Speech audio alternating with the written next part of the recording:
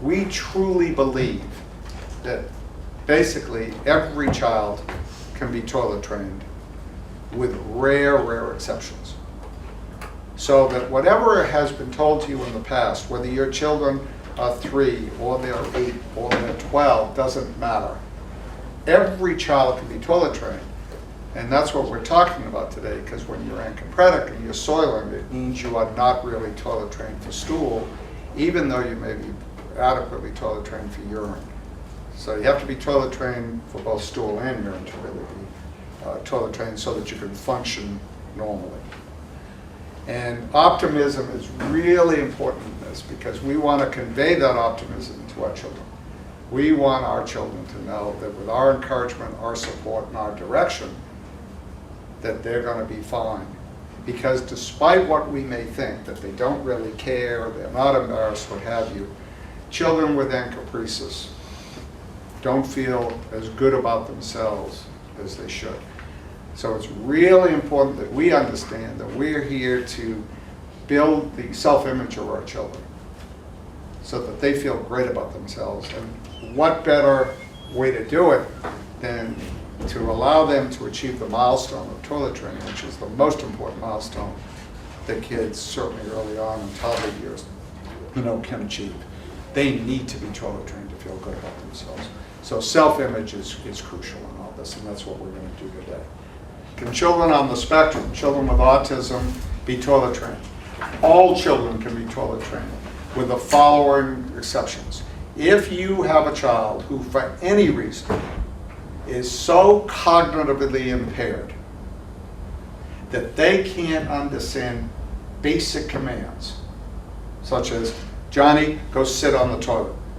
If they cannot understand that, then it's very difficult to toilet train kids in a traditional way.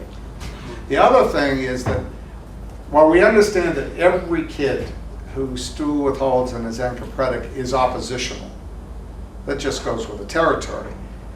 That's not an oppositional defiant disorder.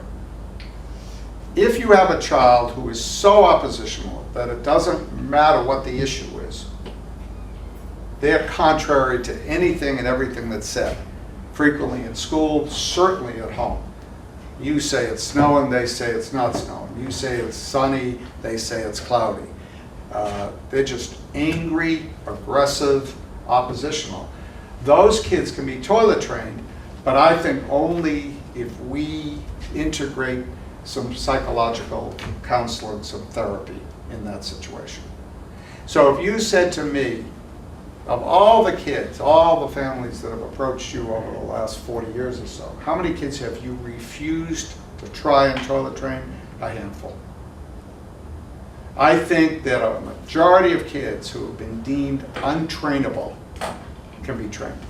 I have youngsters with severe genetic abnormalities well beyond Down syndrome, and I've been able to toilet train.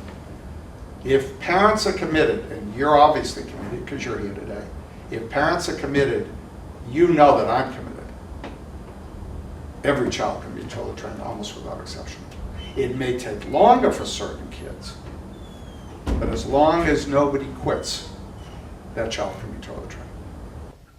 Over the years, I think that it's become very apparent to me that almost every child can be toilet trained.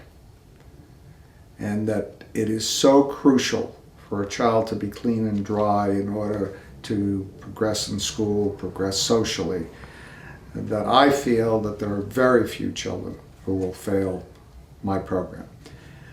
Failure may be because in the rare instance that a child is cognitively, intellectually not capable of associating the need to go to the bathroom with the fact that the toilet is where he should go.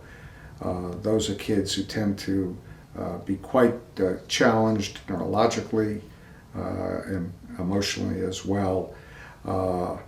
There are also children who are so oppositional that there's very little you can do until you get a therapist to help you out. Once the therapist is involved and you start to deal with these issues of oppositional behavior, then I think that child can be toilet trained.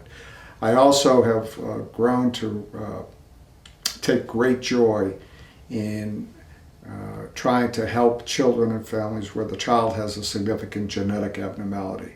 There are many children who are very, very challenged because of genetic problems that they're born with.